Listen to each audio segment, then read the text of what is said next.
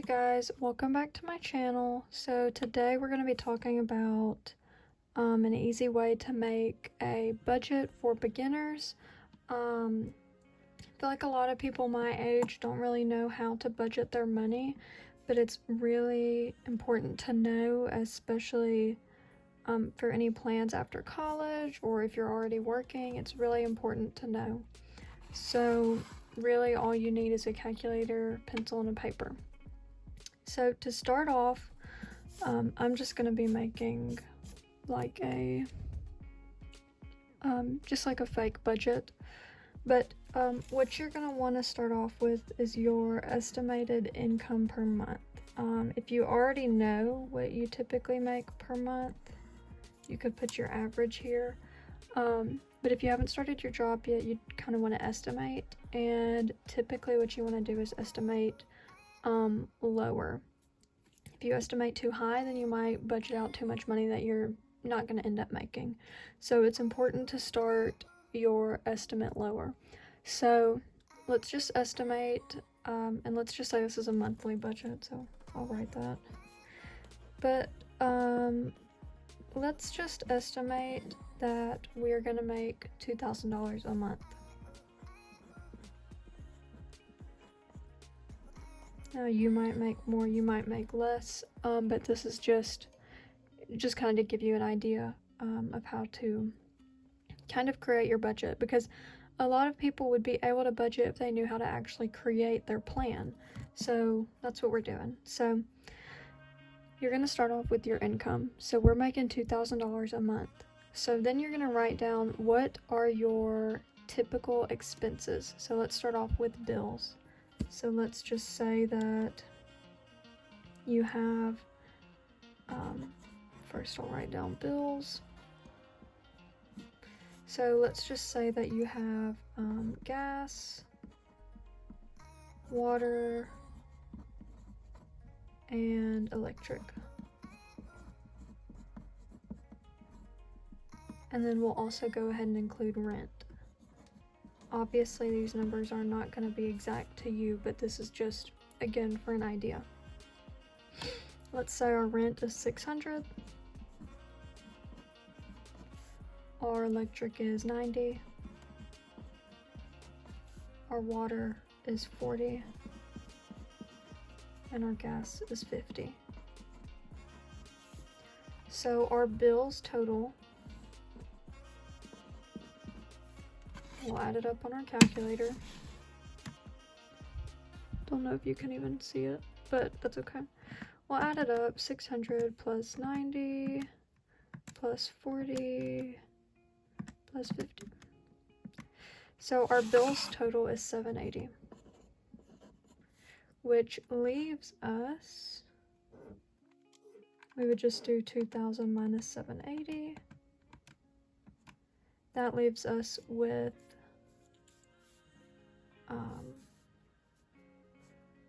we have 1,220 left.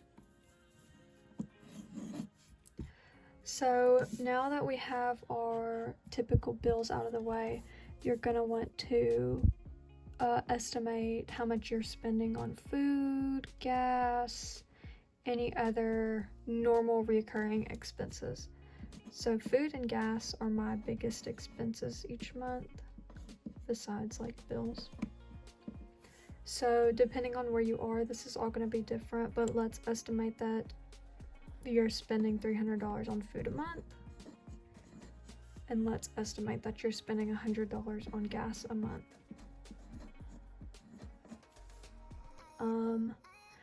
Let's say that you have a phone bill, and maybe that's $50 a month. If you have a dog, maybe your dog food is $50 a month.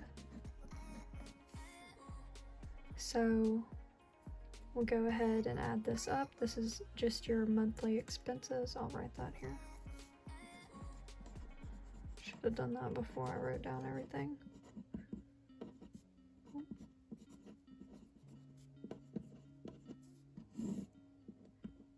So let's add up what our monthly expenses are. So we have the 300, 100, and then 250s.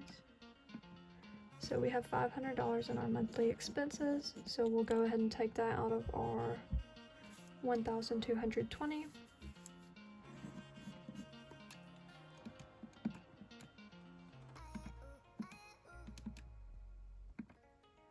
Which is going to leave us with $720.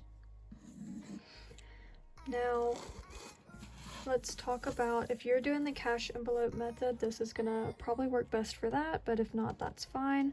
We're going to talk about our sinking funds. So these are funds that you are putting money into, usually monthly. You can have a set amount, or you can just put whatever is left over. But this would be like Christmas. This could be gifts for other people. This could be expenses for yourself. So I'll just write my name as, you know, expenses for myself. Some people would do a beauty one. Some people do a hair one. I have a hair one. So I'll write that down. You can have a house, saving up for a house. Or items for your house. And I'll also go ahead and add in just a general savings. So we have 720. Typically what I do is do 50 to Christmas. I have 50 for myself each month. I have 50 for hair. And then house, maybe we could do $100 since we're just saving that. And then savings, you can put whatever's left over into savings. Before we do that, I am gonna also say if you have debt,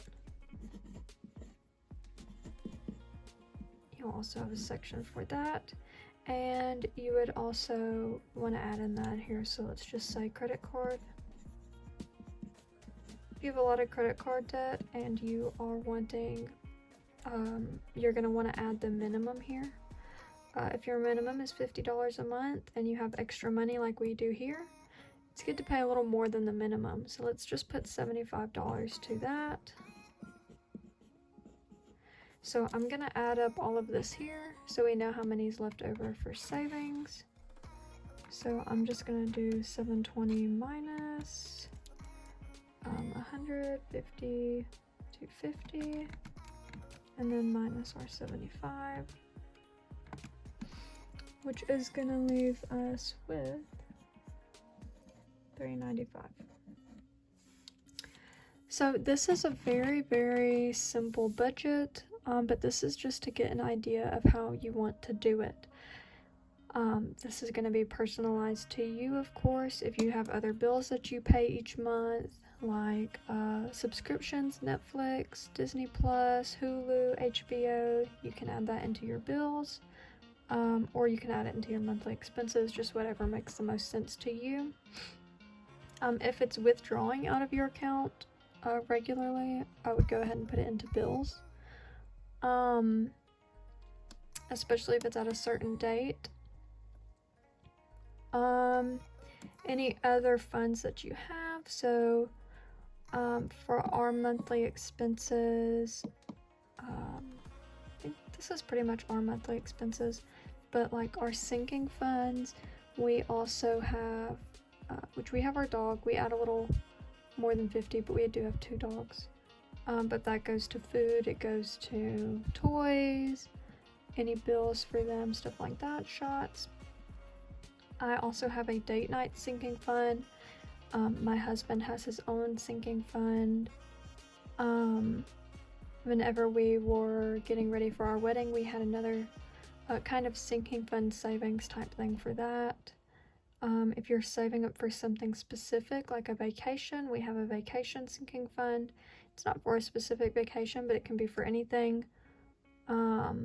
If you're saving up, I've seen people do it for tattoos, waxing, hair removal, anything like that you can save up for. I also have one for school because I pretty regularly have to buy stuff for school, so I have one for that as well. Debt, this can be your college debt, this can be from various credit cards. If you have more than one, you might want to list like Discover, Victoria's Secret, TJ Maxx, stuff like that, so that you know.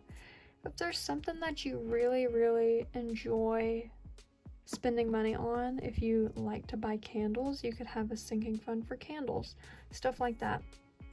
But the most important thing to do when you're doing this is not live outside of your means.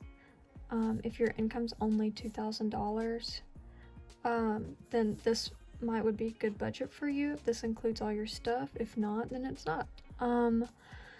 Another thing is if you have something big that you're saving up for. So if you're saving up for a wedding or an engagement ring, something like that, then you have like a specific amount you need to save each month, you would need to write that in before you fill in the rest of your sinking funds, just so that you know how much you actually have left for your sinking funds. So if I needed to save $395 each month, I would fill this out before I filled out any of the rest, so that I knew if I had this extra $250 here and $75 here.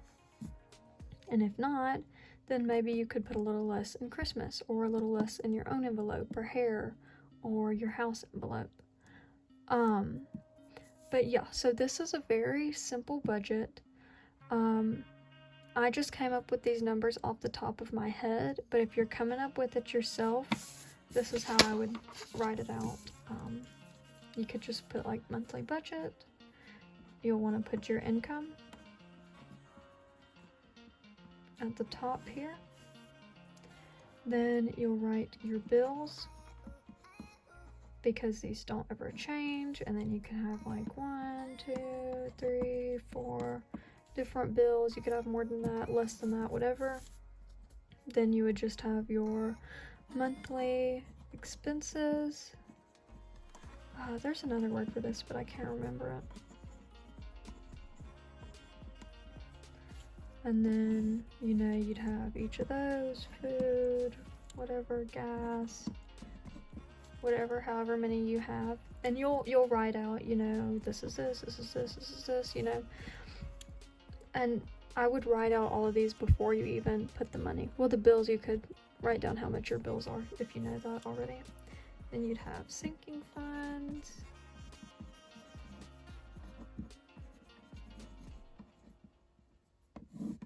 And then you'd have, however many sinking funds you need. And then your debt. And you can go ahead and write the minimum in here. Just since this is kind of like your draft budget, you can write the minimum in here. And then, each month you can edit your budget to what you need that month. So if you had extra money that month that you would want to put into your debt, then you could go ahead and do that.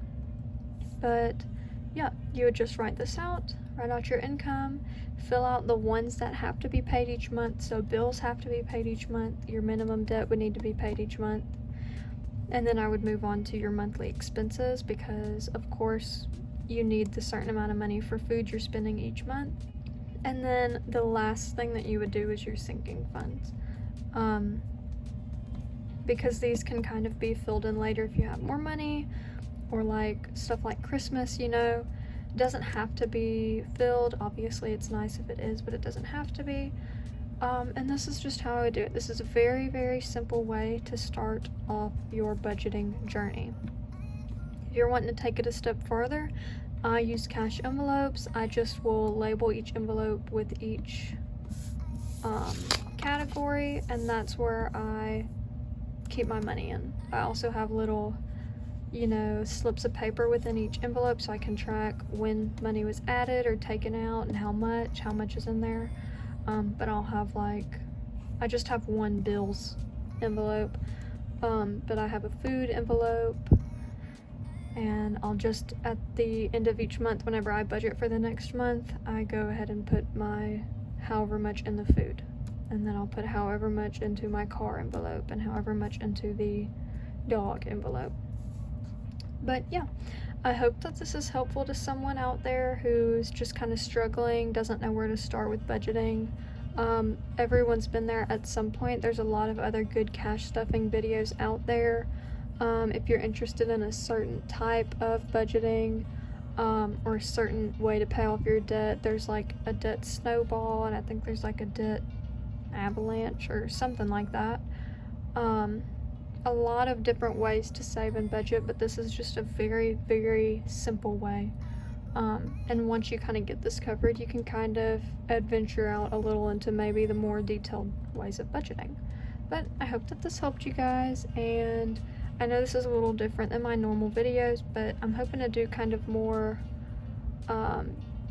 budget videos about how I actually budget while I'm in school, and in the summer and stuff like that.